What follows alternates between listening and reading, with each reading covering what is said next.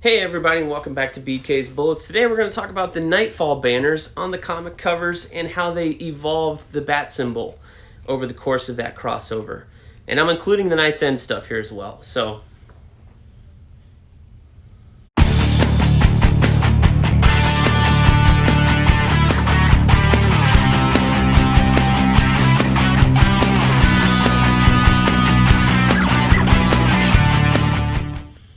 hey everybody, and welcome back to BK's Bullets. As always, I'm your host, Brent. Today we're going to be going through some more Batman Knightfall stuff, specifically something I wanted to showcase on how they changed the bat symbol. This is the prelude, doesn't have it. Throughout each of the issues for Knightfall, and then continued that through Night Quest, the Crusade, this little guy right here, and into KnightsEnd. So I have my iPad over here, so I'm going to be looking off camera, going through and talking about each one, and I will pop it up here in the video, as well as there's probably an animation playing right now of all of them going across as well. So I remember seeing this, I think on the individual issues I had, they were highlighting this bat symbol. And this actually is something I wish they would do with crossovers more often now, is tell you like right on the cover, part 1, part 2, part 3. And they definitely did this with Knightfall, and then they kind of did it a little bit with KnightsEnd. You'll see what I'm talking about when we get there. But Knightfall, the first issue, you know, bam, you have the bat symbol. It's got a 1 in the middle. It's the classic one. This is like what they're shining in the night sky. It's perfect. It's, you know, untainted, so to speak. And then you get to number 2, and then it's kind of an inverse of that, maybe because of the cover style, but you can see on that left-hand side, you've got a little bit of an edge coming in. So there's something coming, right? And as we're reading the issues, we already know what's coming. We already know it's Bane. But by 3, now we're getting that real inverse on the black there, that red bat symbol. And that purple color scheme's starting to like intrude on us. And then 4 and 5, we kind of keep going. It's ever so slightly. And remember, this is like a whole 19-part storyline here. So we're going to go really slow with 6, you know, and 7, 8, 9. This is going to be a short video. 10. And now we're about like halfway, right?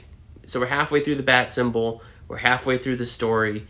And now we have this purple and red bat symbol. So we're being eclipsed, basically. So this is maybe the shadow of Bane eclipsing Batman, or just the exhaustion of Bruce Wayne that we're feeling right now. Here's 11, 12. Now we're fully engulfing the ears here on 13, and then 14, 15. Okay, we're really close now. And then 16. Man, that's not much of a difference between 15 and 16, the way that that is done. Huh. And then we have this kind of interlude with right here in between 16 and 17, you have 3 issues of this red bat symbol. And these are the Shadow of the Bat issues in Knightfall Volume 2, where it's the God of Fear story arc where Jean Paul Valley goes up against the Scarecrow. So they're not really part of the main Knightfall line. That's why they don't have a number on them, but we are fully eclipsed now, basically. And when we get back to another main story, when we get to part 17, this is the fully eclipsed bat symbol. It's all black with a red bat. And then 18 is the same, right? So, and then with 19, this is Batman 500. Azrael's Batman has kind of taken over in the middle half of this issue. He's, you know, discarded any remnant of Bruce Wayne Batman at all. And now you have the full Azbats costume, the first version anyway, there. So that's why the bat symbol changes from 18 to 19. You get the new version. Then, going to the next one, we have the new yellow bat symbol. So this is the Azbat symbol, as I call it. This is kind of what we see in the corner for all of Night Quest, to let you know that this is the Azbats books. And they still have the border, or the banner, on top of all the issues. It says Night Quest with this symbol. And then below it'll say The Crusade, or The Search. So there are 2 volumes of The Crusade that are collected now in the 25th anniversary trades. And then they also finally collected the Search story as well as its own volume.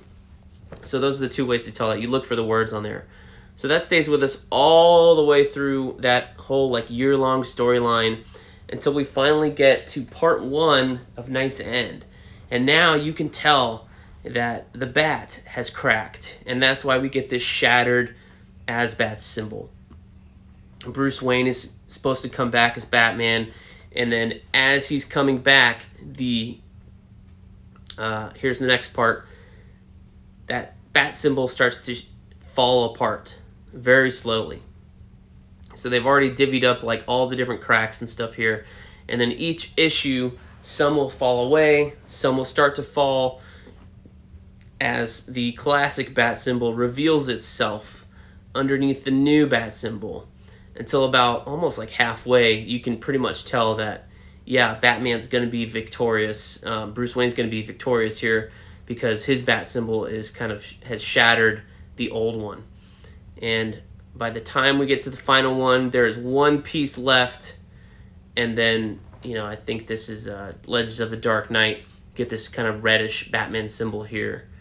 And then after that, there's 2 issues of Aftermath, KnightsEnd, the Aftermath, and you have the classic Batsymbol there as well.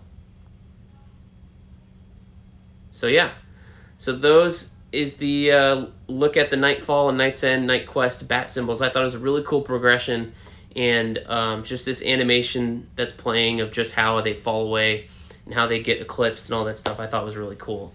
So there you go. I just thought it was something cool. It ties everything together. It makes it really clear when you were picking up the issues week to week, month to month, of where you stood in the particular storyline. Like KnightsEnd doesn't have the numbers, but I do like, you can tell like, well, this is a little more, fallen away than this other issue, so this must be before this one, etc., etc. Whereas Knightfall is very direct. It's like 1, 2, 3, 4. Superman also did something like this in the 90s. They would put the year with a little triangle and then the number on it.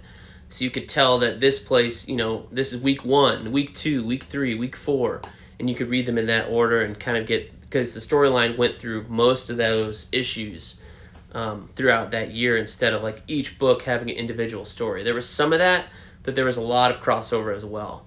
So I think this helped readers keep the story straight, and I wish they would do this on more crossovers now if they're going from book to book to book. Although it seems like that's mostly done with, and they're going to do it all as like a miniseries.